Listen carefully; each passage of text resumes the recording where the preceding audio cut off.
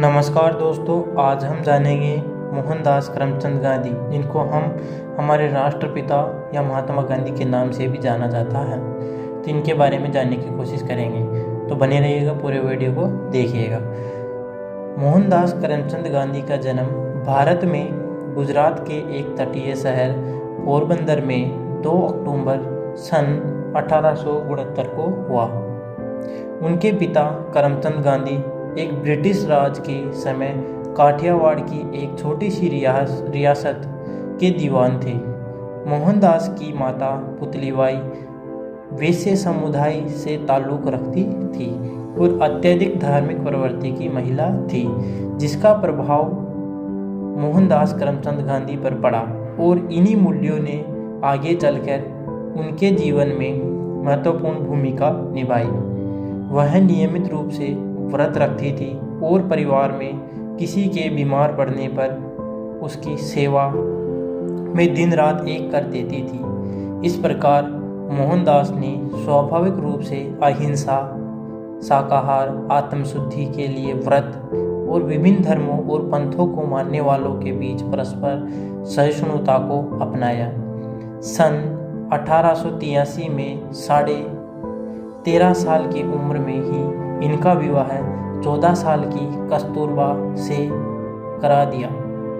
जब मोहनदास 15 वर्ष के थे तब इनकी पहली संतान ने जन्म लिया, लेकिन वह केवल कुछ ही दिन जीवित रही।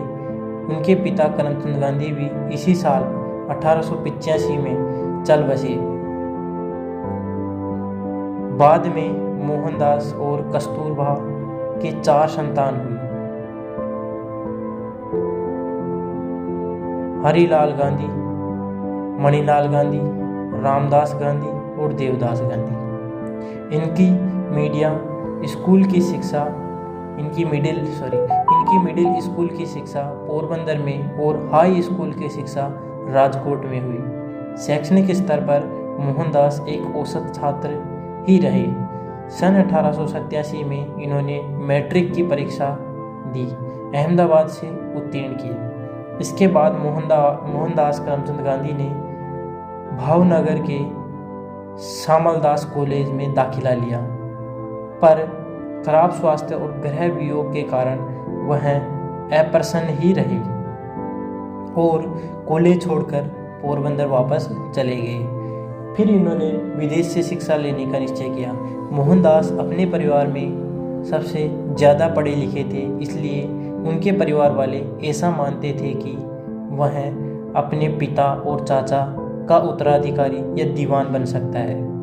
उसके लिए पारिवारिक मित्र माओजी दवे ने ऐसी सलाह दी कि एक बार मोहनदास लंदन से बैरिस्टर बन जाए तो उनको आसानी से दीवान की पदवी मिल सकती है। उनकी माता पुतलीबाई और परिवार के अन्य सदस्यों ने उनके विदेश जाने के विचार का विरोध किया, पर मोहनदास के आश्वासन पर सब राजी हो गए। वर्ष 1888 में मोहनदास यूनिवर्सिटी कॉलेज लंदन में कानून की पढ़ाई करने और बैरिस्टर बनने के लिए इंग्लैंड चले गए। अपनी माँ को दिए वचन के अनुसार उन्होंने लंदन में अपना वक्त गुजारा। वहाँ उन्होंने शाकाहारी खाने से संबंधित बहुत कठिनाई हुई और शुरुआती दिनों में कई बार भूखे ही रहना पड़ा, क्योंकि लंदन में अधिकतर लोग मांस का सेवन करते थे। धीरे धीरे उन्होंने शाकाहारी भोजन वाले रेस्टोरेंट के बारे में पता लगा लिया।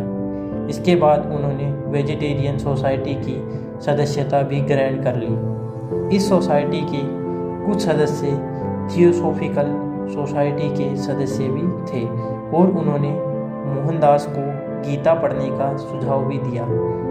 जून 1891 में गांधी भारत लौट गए और वहां जाकर उन्हें अपनी माँ के मौत के बारे में पता चला। उन्होंने बॉम्बे में वकालत की शुरुआत की, पर इन्हें कोई खास सफलता नहीं मिली। इसके बाद वो राजकोट चले गए, जहां उन्होंने ज़रूरतमंदों के लिए मुकदमे की अर्जियां लिखने का कार्य किया। परंतु कुछ समय बाद इन्हें यहाँ काम भी छोड़ना पड़ा। आखिरकार सन 1893 में एक भारतीय फर्म से नेटल में 1 वर्ष के करार पर वकालत का कार्य स्वीकार कर लिया। गांधी जी कुछ समय के लिए दक्षिण अफ्रीका गए। गांधी 24 साल की उम्र में दक्षिण अफ्रीका पहुंचे। वह प्रेटोरिया स्थित कुछ भारतीय व्यापारियों के न्यायिक सलाहकार के तौर पर वहां गए। उन्होंने अपने जीवन के 21 साल दक्षिण अफ्रीका में बिताए, जहां उनके राजनीतिक विचार, नेतृत्व कौशल का विकास हुआ। दक्षिण अफ्रीका में उनको गंभीर नस्ली भेदभाव का सामना करना पड़ा। एक बार ट्रेन में प्रथम श्रेणी कोच की वैध टिकट होने के बाद तीसरी श्रेणी के डिब्बे में जाने से इनकार करने के कारण उन्हें ट्रेन से बाहर फेंक दिया गया। ये सारी घटनाएं उनके जीवन में महत्वपूर्ण मोड़ बन गई और मौजूदा सामाजिक और राजनीतिक अन्याय के प्रति जागरूकता का कारण बनी। दक्षिण अफ्रीका में भारतीयों पर हो रहे अन्याय को देखते हुए उनके मन में ब्रिटिश साम्राज्य के अंतर्गत भारतीयों के सम्मान तथा स्वयं अपनी पहचान से संबंधित प्रश्न उठाने खड़े किए। दक्षिण अफ्रीका में गांधी जी ने भारतीयों को अपने राजनीतिक और सामाजिक अधिकारों के लिए संघर्ष करने के लिए प्रेरित किया। उन्होंने भारतीयों की नागरिकता संबंधित मुद्दों को भी दक्षिण अफ्रीकी सरकार के सामने उठाया और सन 1906 में जुलू युद्ध में भारतीयों को भर्ती करने के लिए ब्रिटिश अधिकारियों को सक्रिय रूप से प्रेरित किया। गांधी के अनुसार अपनी नागरिकता के दावों को कानूनी जामा पहनाने के लिए भारतीयों को ब्रिटिश युद्ध प्रयासों में सहयोग देना चाहिए। महात्मा गांधी ने स्वतंत्रता संग्राम भी शुरू किया था। आइए उस बारे में जानते हैं। सन 1914 में गांधी दक्षिण अफ्रीका से भारत वापस लौट आए। इस समय तक गांधी एक राष्ट्रवादी नेता और संयोजक के रूप में प्रतिष्ठित हो चुके थे। वह उदारवादी कांग्रेस नेता गोपाल कृष्ण गोखले के कहने पर भारत आए और शुरुआती दौर में गांधी के विचार बहुत हद तक गोखले के विचारों से प्रभावित थे। प्रारंभ में गांधी ने देश के विभिन्न भागों का दौरा किया और राजनीतिक, आर्थिक, सामाजिक मुद्दों को समझने की कोशिश भी की थी। गांधी जी के द्वारा चंपारण में खेड़ा सत्याग्रह आंदोलन चला गया। आइए उसके बारे में हम थोड़ा जानते हैं। बिहार के चंपारण और गुजरात के खेड़ा में हुए आंदोलनों ने गांधी जी को भारत में पहली राजनीतिक सफलता दिलाई। चंपारण में ब्रिटिश जमींदार किसानों को खाद्य फसलों की बजाय नील की खेती करने के लिए मजबूर करते थे और सस्ते मूल्य पर फसल खरीदते थे। सस्ते मूल्य पर या सस्ते दामों पर क्या करते थे, उनकी फसलों को खरीदते थे और सस्ते मूल्य पर उनकी चीज़ों को लेते थे, जिससे किसानों की स्थिति धीरे धीरे खराब होती जा रही थी, बदतर होती जा रही थी। इसी कारण वे अत्यधिक गरीबी से घिर गए। एक विनाशकारी अकाल के बाद अंग्रेजी सरकार ने दमनकारी कर लगा दिए, जिनका बोझ दिन प्रतिदिन बढ़ता ही गया। कुल मिलाकर स्थिति बहुत निराशाजनक थी। गांधी जी ने जमींदारों के खिलाफ विरोध प्रदर्शन और हड़तालों का नेतृत्व किया, जिसके बाद गरीब और किसानों की मांगों को माना गया। सन 1918 में गुजरात स्थित खेड़ा बाढ़ और सूखे की चपेट में आ गया, जिसके कारण किसान और गरीबों की स्थिति बदतर हो गई। लोगों पर कर माफी की मांग करने लगी। खेड़ा में गांधी जी के मार्गदर्शन में सरदार पटेल ने अंग्रेजों के साथ इस समस्या पर विचार विमर्श के लिए किसानों का नेतृत्व किया। इसके बाद अंग्रेजों ने राजस्व संग्रहण से मुक्ति देकर सभी कैदियों को रिहा कर दिया। इस प्रकार चंपारण और खेड़ा के बाद गांधी जी की ख्याति देश भर में बहुत फैल गई और वह स्वतंत्र आंदोलन के एक महत्वपूर्ण नेता बनकर उभरे। फिर गांधी जी ने खिलाफत आंदोलन चलाया।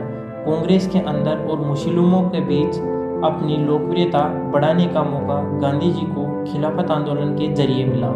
खिलाफत एक विश्वव्यापी आंदोलन था जिसके द्वारा खलीफा के गिरते प्रभुत्व का विरोध सारी दुनिया के मुसलमानों द्वारा किया गया था या किया जा रहा था। प्रथम विश्व युद्ध में पराजित होने के बाद ओटोमन साम्राज्य विखंडित कर दिया गया, जिसके कारण मुसलमानों को अपने धर्म और धार्मिक स्थलों के सुरक्षा को लेकर चिंता बढ़ती चली गई। भारत में खिलाफत का नेतृत्व ऑल इंडिया मुस्लिम कांग्रेस द्वारा किया जा रहा था। धीरे धीरे गांधी इसके मुख्य प्रवक्ता बने। भारतीय मुसलमानों के साथ एकजुटता व्यक्त करने के लिए इन्होंने अंग्रेजों द्वारा दिए गए सम्मान और मेडल वापस कर दिए। इसके बाद गांधी न सिर्फ कांग्रेस बल्कि देश के एकमात्र ऐसे नेता बन गए जिसका प्रभाव विभिन्न समुदायों पर होने लगा। फिर गांधी जी के द्वारा असहयोग आंदोलन चलाया गया, उसके बारे में देखते हैं। गांधी जी का मानना था कि भारत में अंग्रेजी हुकूमत भारतीयों के सहयोग से ही संभव हो पाई थी और अगर हम सब मिलकर अंग्रेजों के खिलाफ हर बात पर असहयोग कर दे तो आज़ादी संभव है। गांधी जी की बढ़ती लोकप्रियता ने उन्हें कांग्रेस का सबसे बड़ा नेता बना दिया गया और अब वह इस स्थिति में थे कि अंग्रेजों के विरुद्ध असहयोग, अहिंसा तथा शांतिपूर्ण प्रतिकार जैसे अस्त्रों का प्रयोग कर सके। इसी बीच जलियांवाला बाग नरसंहार ने देश में भारी आघात पहुंचाया, जिससे जनता में क्रोध और हिंसा की ज्वाला भड़क उठी थी। गांधी जी ने स्वदेशी नीति का आह्वान किया, जिसमें विदेशी वस्तुओं विशेषकर अंग्रेजी वस्तुओं का बहिष्कार करना था। इनका कहना था कि सभी भारतीय अंग्रेजों द्वारा बनाए गए वस्त्रों की अपेक्षा हमारे अपने लोगों द्वारा हाथ से बनाई गई खादी पहने। उन्होंने पुरुषों और महिलाओं को प्रतिदिन सूत काटने के लिए कहा। इसके अलावा महात्मा गांधी ने ब्रिटिश की शैक्षिक संस्थाओं और अदालतों का बहिष्कार किया, सरकारी नौकरियों को छोड़ने तथा अंग्रेजी सरकार से मिले तमगों और सम्मान को वापस लौटाने का भी अनुरोध किया है। असहयोग आंदोलन को अपार सफलता मिल गई थी, जिससे समाज के सभी वर्गों में जोश और भागीदारी बढ़ गई। लेकिन फरवरी 1922 में इसका अंत चोरी चोरा कांड के साथ हो गया। इस हिंसक घटना के कारण गांधी जी ने असहयोग आंदोलन को वापस ले लिया। उन्हें गिरफ्तार कर राजद्रोह का मुकदमा चलाया गया, जिसमें उन्हें 6 साल कैद की सज़ा सुनाई गई। खराब स्वास्थ्य के चलते उन्हें फरवरी 1924 में सरकार ने रिहा कर दिया। फिर गांधी जी के द्वारा स्वराज और नमक सत्याग्रह चलाया गया। असहयोग आंदोलन के दौरान गिरफ्तारी के बाद गांधी जी फरवरी 1924 में रिहा हुए और सन 1928 तक सक्रिय राजनीति से दूर ही रहे।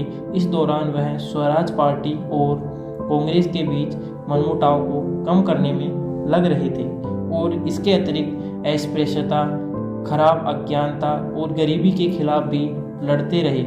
इसी समय अंग्रेजी सरकार ने इस जॉन साइमन के नेतृत्व में भारत के लिए एक नया संवैधानिक सुधार आयोग बनाया, पर इसका एक भी सदस्य भारतीय नहीं था, जिसके कारण भारतीय राजनीतिक दलों ने इसका बहिष्कार किया। इसके पश्चात दिसंबर 1928 के कलकत्ता अधिवेशन में गांधी जी ने अंग्रेजी हुकूमत को भारतीय साम्राज्य को सत्ता प्रदान करने के लिए कहा और ऐसा न करने पर देश की आज़ादी के लिए असहयोग आंदोलन का सामना करने के लिए तैयार रहने के लिए भी कहा। अंग्रेजों द्वारा कोई जवाब नहीं मिलने पर 31 दिसंबर 1929 को लाहौर में भारत का झंडा फहराया गया और कांग्रेस ने 26 जनवरी 1930 का दिन भारतीय स्वतंत्रता दिवस के रूप में मनाया। इसके पश्चात गांधी जी ने सरकार द्वारा नमक पर कर लगाए जाने के विरोध में नमक सत्याग्रह चलाया, जिसके अंतर्गत उन्होंने 12 मार्च से 6 अप्रैल तक अहमदाबाद से दांडी गुजरात तक लगभग 388 किलोमीटर की यात्रा की। इस यात्रा का उद्देश्य स्वयं नमक उत्पन्न करना था। इस यात्रा में हजारों की संख्या में भारतीयों ने भाग लिया और अंग्रेजी सरकार को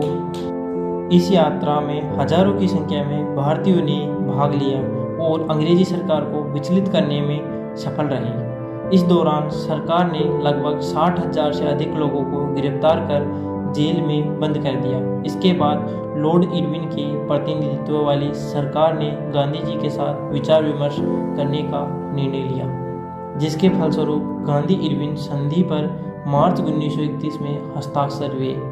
गांधी इरविन संधि के तहत ब्रिटिश सरकार ने सभी राजनीतिक कैदियों को रिहा करने के लिए सहमति दे दी। इस समझौते के परिणाम स्वरूप गांधी कांग्रेस के एकमात्र प्रतिनिधि के रूप में लंदन में आयोजित गोलमेज सम्मेलन में भाग लिया, परंतु यह सम्मेलन कांग्रेस और दूसरे राष्ट्रवादियों के लिए घोर निराशाजनक रहा। इसके बाद गांधी जी फिर से गिरफ्तार कर लिए गए और सरकार ने राष्ट्रवादी आंदोलन को कुचलने की कोशिश की। 1934 में गांधी जी ने कांग्रेस की सदस्यता से इस्तीफा दे दिया। इन्होंने राजनीतिक गतिविधियों के स्थान पर अब रचनात्मक कार्यक्रमों के माध्यम से सबसे निचले स्तर से राष्ट्र के निर्माण पर अपना ध्यान लगाया। इन्होंने ग्रामीण भारत को शिक्षित करने, छुआछूत के खिलाफ आंदोलन जारी रखने, कताई, बुनाई और अन्य कुटीर उद्योगों को बढ़ावा देने और लोगों की आवश्यकताओं के अनुकूल शिक्षा प्रणाली बनाने का काम शुरू किया। फिर गांधी जी के द्वारा हरिजन आंदोलन चला गया। इसके बारे में जानते हैं। दलित नेता B.R. अम्बेडकर, जिसको भीमराव अम्बेडकर के नाम से भी जानते हैं, की कोशिशों के परिणाम स्वरूप अंग्रेज सरकार ने अछूतों के लिए एक नए संविधान के अंतर्गत पृथक निर्वाचन मंजूर कर दिया। येरवड़ा जेल में बंद गांधी जी ने इसके विरोध में सितंबर 1932 में 6 दिन का उपवास किया और सरकार को एक समान व्यवस्था अपनाने पर मजबूर किया। अछूतों के जीवन को सुधारने के लिए गांधी जी द्वारा चलाए गए अभियान की यह शुरुआत थी। 8 मई 1933 को गांधी जी ने आत्मशुद्धि के लिए 21 दिन का उपवास किया और हरिजन आंदोलन को आगे बढ़ाने के लिए 1 वर्षीय अभियान की शुरुआत की। अम्बेडकर जैसे दलित नेता इस आंदोलन से संपन्न नहीं थे और गांधी जी द्वारा दलितों के लिए हरिजन शब्द का उपयोग की निंदा की। द्वितीय विश्व युद्ध में भारत छोड़ो आंदोलन की भूमिका गांधी जी के द्वारा निभाई गई।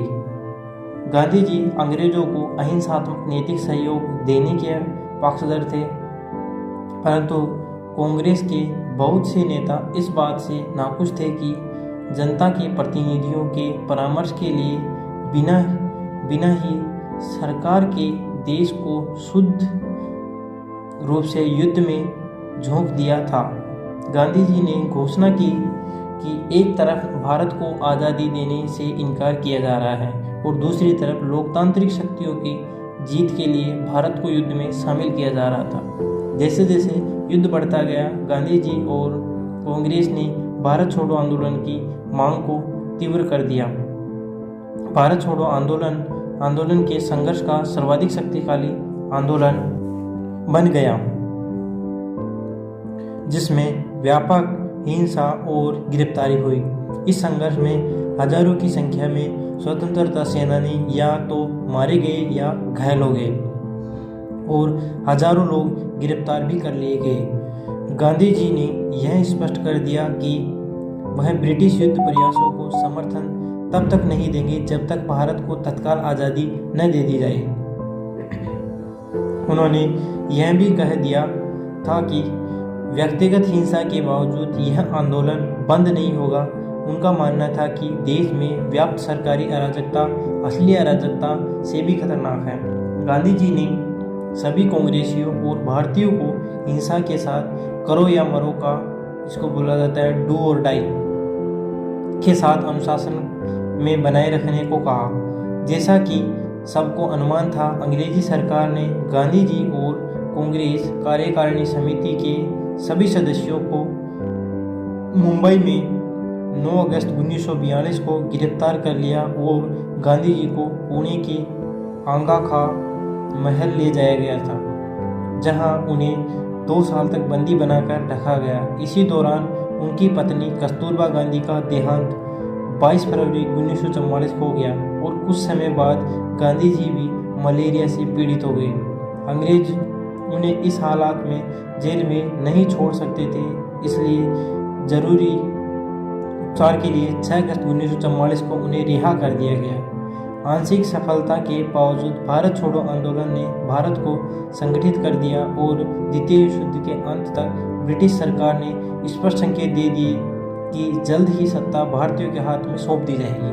गांधी जी ने भारत छोड़ो आंदोलन समाप्त कर दिया और सरकार ने लगभग 1 लाख राजनीतिक कैदियों को भी रिहा कर दिया।